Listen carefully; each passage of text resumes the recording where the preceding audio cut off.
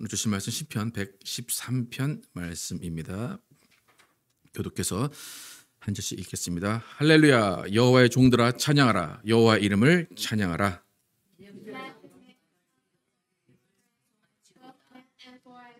해 돋는 데서부터 해 지는 데까지 여호와 이름이 찬양을 받으시리로다.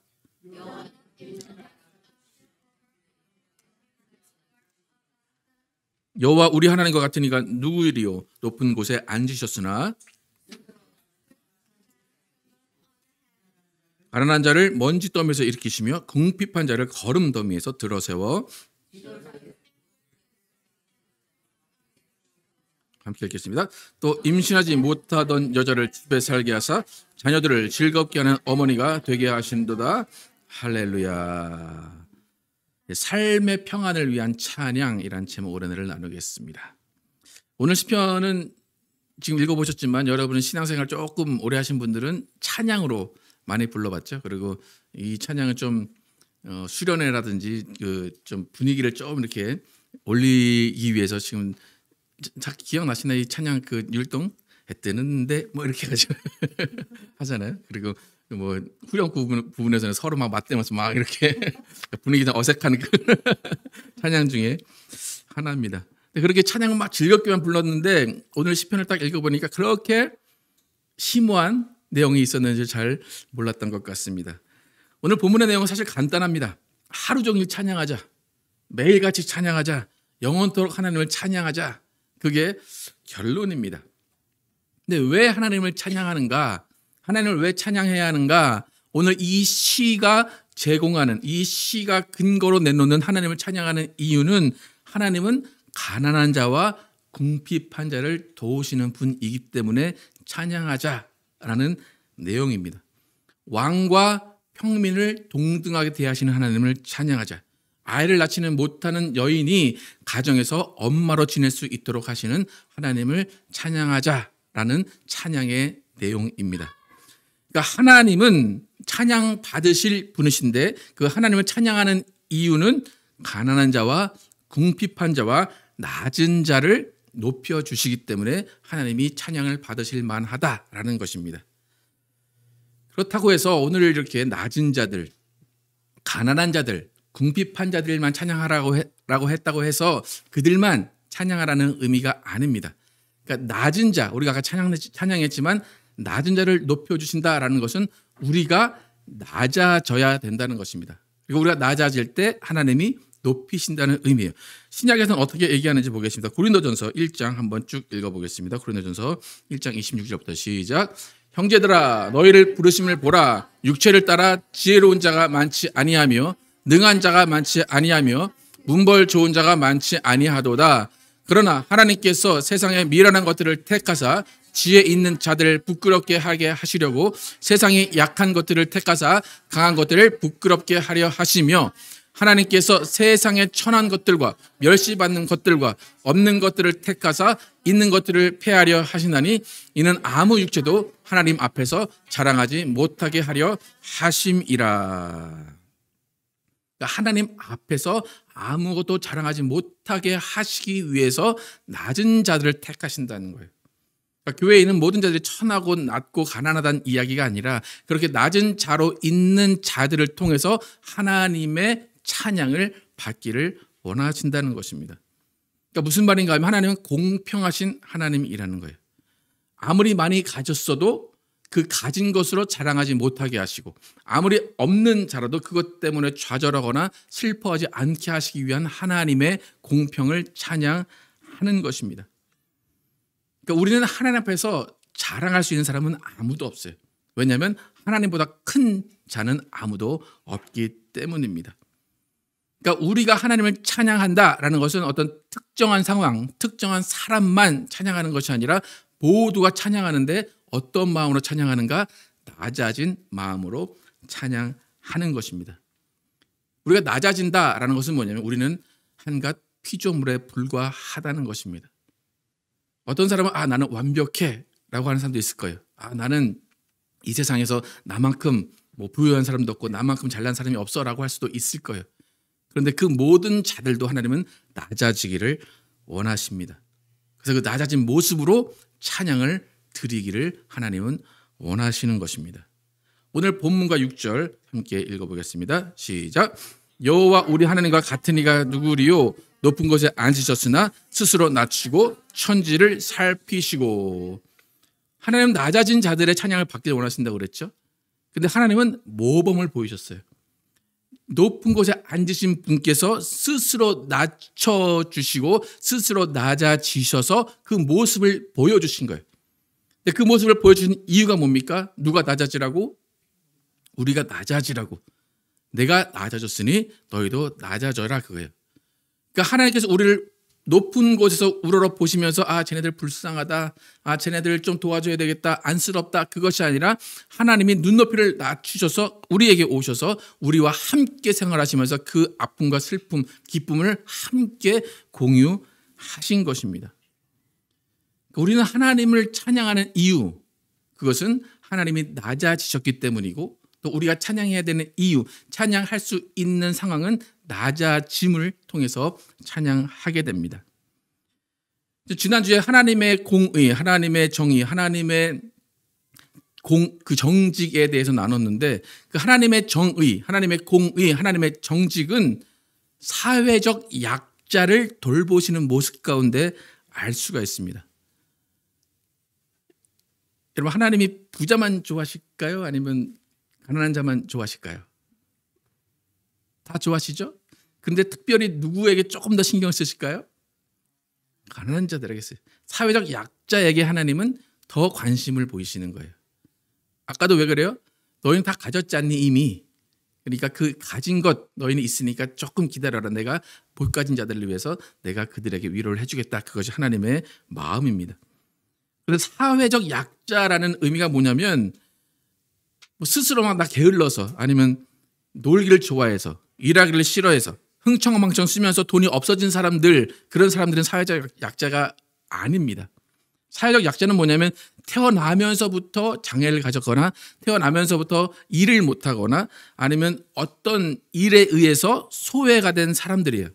성경은 특별히 고아와 과부를 돌보는 것이 하나님의 일이다라고 이야기를 하십니다. 하나님이 원하시는 우리 크리스찬들의 삶은 뭐냐면 사회적 약자를 돌보는 삶이에요.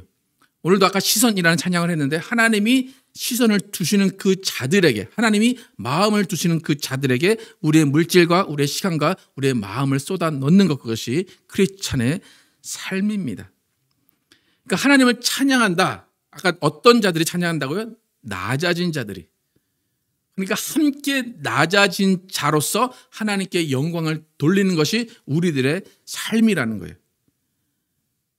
그럼 찬양할 때 어떨 때 찬양을 많이 하십니까? 어떨 때 막 노래가 나오고 하나님 감사해요 이런 찬양이 나옵니까? 그죠? 기쁠 때죠? 잘 될 때, 좋은 집이 생겼고 좋은 차가 생겼을 때 찬양하고, 투자한 것이 막 올라갈 때 하나님 너무 감사합니다 막 그렇게 되죠. 네. 그런데 그것만 찬양이 아니라 우리가 정말 죽을 것 같고 우리가 소외되었고 우리가 외로운 상황 가운데서 어쩔 수 없이 하나님을 의지하게 되는 그것이 진정한 찬양입니다. 아무것도 없는 그 어둠 가운데 한 줄기 빛을 보고 아, 저 빛을 향해 가야 되겠다라고 생각하는 그 마음 자체가 찬양이라는 것입니다. 성경이 말하는 진정한 찬양은 기쁜 것도 마찬가지지만 마음이 답답할 때 힘들다고 고백하는 그 고백 자체가 찬양입니다.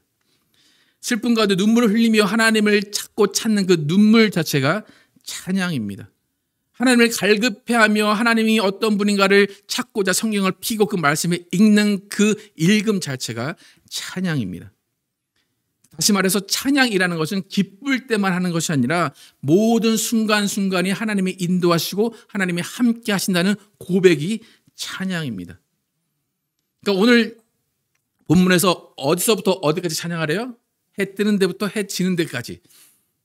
여러분, 해 뜰 때 좀 기쁘다가 계속 기쁜 날이 많습니까? 막 이렇게 되고 저렇게 되고 슬픈 일이 있다가 기쁜 일이 있다가 막 왔다 갔다 합니까? 근데 하루 종일 찬양하래요. 그럼 뭘 찬양하라는 거예요? 모든 일들을 찬양하라는 겁니다. 하루 종일의 삶에서 여러분이 내가 하나님을 찬양했는가를 살펴보시기를 바랍니다. 그러니까 찬양이라는 것은 뭐냐면 모든 순간 하나님과 함께 있는 게 찬양이에요. 모든 순간 하나님께 고백하는 게 찬양이에요. 모든 순간 하나님, 나 하나님 없이는 못 삽니다 라는 게 찬양이에요. 그렇기 때문에 제일 솔직한 게 찬양입니다. 여러분, 찬양 하나님께 예배할 때 막 슬픈데도 하나님 나 기뻐요. 그게 찬양일까요? 아니에요. 슬픔은 그냥 슬퍼하는 게 찬양이에요. 괴로움은 괴롭다고 말하는 게 찬양이에요. 그러니까 무슨 말인가 하면 나의 모든 인생의 순간들이 하나님께 달려있습니다 라고 하나님께 모든 것들을 자연스럽게 내놓는 거예요. 솔직하게 내놓는 거예요. 솔직한 게 찬양임을 기억하시기를 축복합니다. 잠언 3장 6절 함께 보겠습니다. 잠언 3장 6절 시작. 너는 범사의 그를 인정하라. 그리하면 내 길을 지도하시리라. 너는 범사의 그를 인정하라. 하나님이 우리의 길을 다 아신다는 거예요. 이미 아신다는 것을 인정하고 감사하고 찬양하게 되면 하나님께서 그 길을 지도하신다는 것입니다. 여러분, 우리 교회를 이제 어느 정도 다니신 분들은 아시겠지만 우리 교회 모토는 신앙이라는 것이 형식이 아니라는 겁니다. 신앙이라는 것이 행사가 아니라는 거예요. 신앙은 삶이고 삶은 신앙이 돼야 돼요. 하나님 만나는 게 좀 불편하십니까? 편하십니까? 하나님 만나는 게 좀 불편해요? 편해요? 어때야 될까요? 편해야 돼요. 그죠? 네. 교회에 오는데 일하러 오십니까? 아니면 즐겁게 하나님 만나러 오십니까? 네. 봉사를 하더라도 즐겁게 해야 되는 거예요.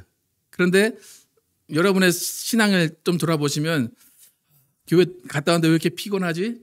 교회 왔다 왔는데 왜 하루 종일 뭔가 일만 한 것 같지? 그럴 때가 있습니다. 그죠? 사실 교회 오는 것이 편해야 되고 교회 와서 하나님을 만나고 내 마음에 평안을 얻어가야 되는 것이 맞습니다. 그러니까 교회 오는 게 자연스러워야 돼요. 저희도 건축을 하려고 하는데 건축의 목표가 뭐냐면 사람들이 와서 쉴 수 있는, 사람들이 편하게 올 수 있는 교회를 만들기 위해서입니다. 그러니까 교회는 내가 어떤 사람인지를 찾는 거예요. 근데 어떤 나를 찾는가 하면 하나님과 편안한 나를 찾는 거예요.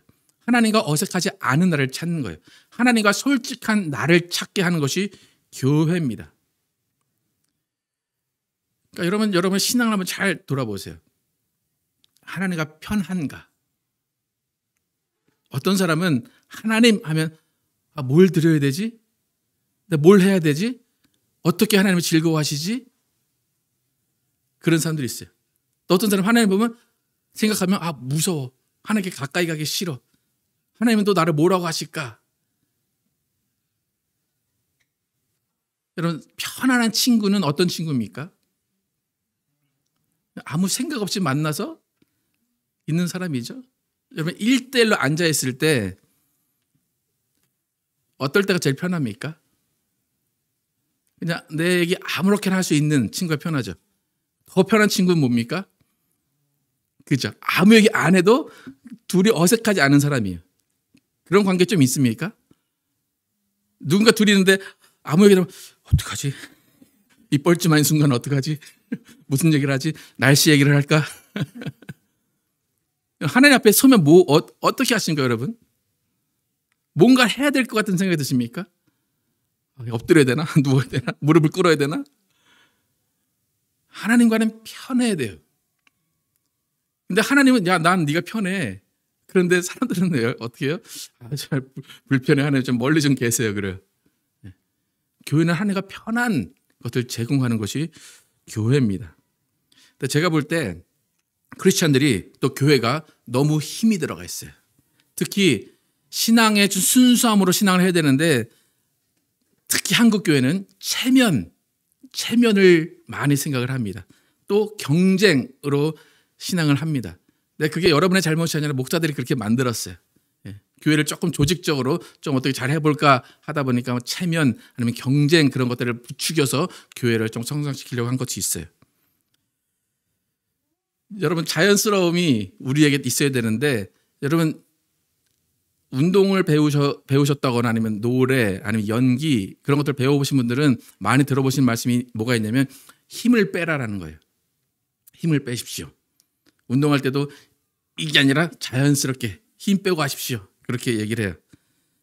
그리고 투수들도 던질 때 힘을 빼라 그렇게 이야기를 합니다. 또 저도 노래할 때도 목에 힘을 주지 말라 그렇게 이야기를 해요. 왜 그런가 하면 뭔가 잘하고자 할 때 뭐가 들어가요? 힘이 들어갑니다. 그러니까 우리도 신앙생활을 잘하고 싶어 하는 거예요. 그렇기 때문에 힘이 들어가는 거예요. 뭔가 내 열심히 있어야 될 것 같고 내가 뭔가를 하나님께 보여드려야 될 것 같다는 힘이 들어가요. 그럼 힘이 들어가면 부자연스러워지고 힘이 들어가면 부작용이 일어나고 잘 할 수가 없는 거예요. 우리 교회는 힘을 빼라고 이야기를 하는 교회입니다. 근데 이 힘을 뺀다는 걸 잘 이해를 못하는 경우가 많아요. 저도 학생들을 가르치다 보면 노래할 때 힘을 빼라 라고 하는 걸 잘 몰라요. 여러분 힘을 빼라 라는 말은 힘을 다 빼라는 걸까요? 여러분 힘 빼고 앉아보세요. 제가 얘기를 할게요. 여러분 앉아있을 때 힘을 다 빼보세요. 그럼 어떻게 해야 될까요? 누워야죠 이렇게. 그죠? 그런데 제가 섰을 때 힘을 빼고 쓰면 이렇게 자연스럽게 서야 되는데 이게 힘을 뺀 상태예요. 근데 잘못 이해를 하면 힘을 빼세요. 그럼 누워야 돼요. 그죠? 네. 힘을 빼라는 건 뭐예요? 힘을 줄 땐 주고 뺄 땐 빼라는 게 힘을 빼라는 겁니다.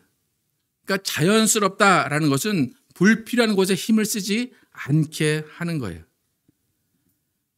그러니까 제가 여러분에게 우리 교회에서는 이것도 안 해도 되고 저것도 안 해도 되고 부담 없이 다녀도 됩니다라고 이야기를 합니다. 근데 그 이유가 뭐냐면 너무나 다른 교회들이나 이전에 너무 많은 힘을 쓰고 계셨기 때문에 제가 딱 볼 때는 교인들이 다 이렇게 하고 있어요. 이렇게 하나님을 예배할 때도 이러고 있어요. 자연스럽지가 않아요. 그러니까 힘을 빼십시오라고 이야기를 하는 것입니다. 근데 힘을 빼라는 거는 아무것도 하지 말라는 얘기가 아니라 할 건 하고 말 건 말라는 거예요. 그러니까 쓸데없는데 힘을 쓰지 않는 것, 그것이 힘을 빼는 것입니다. 그런데 중요한 것은 뭐냐면 내가 힘을 빼야 내 자신을 볼 수가 있어요.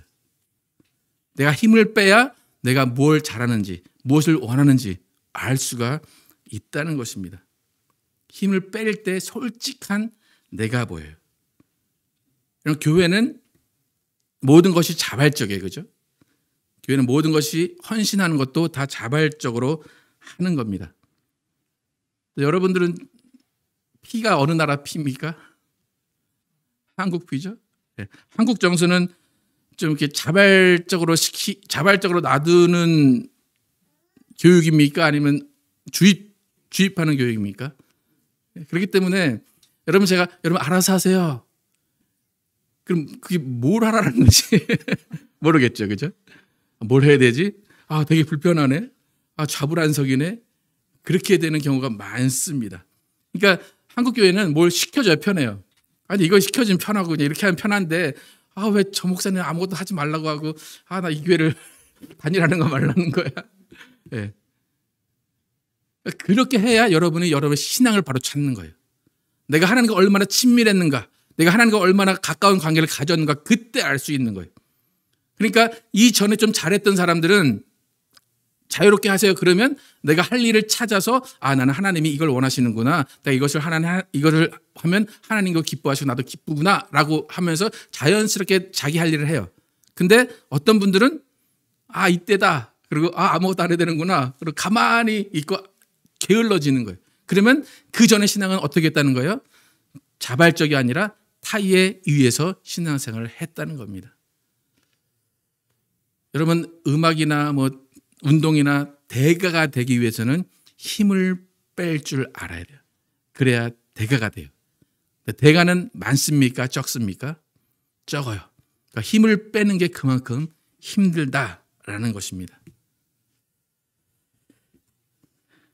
여러분 우리 교회는 진정한 나의 신앙을 찾는 곳임을 여러분 인정하시기를 축복합니다. 예.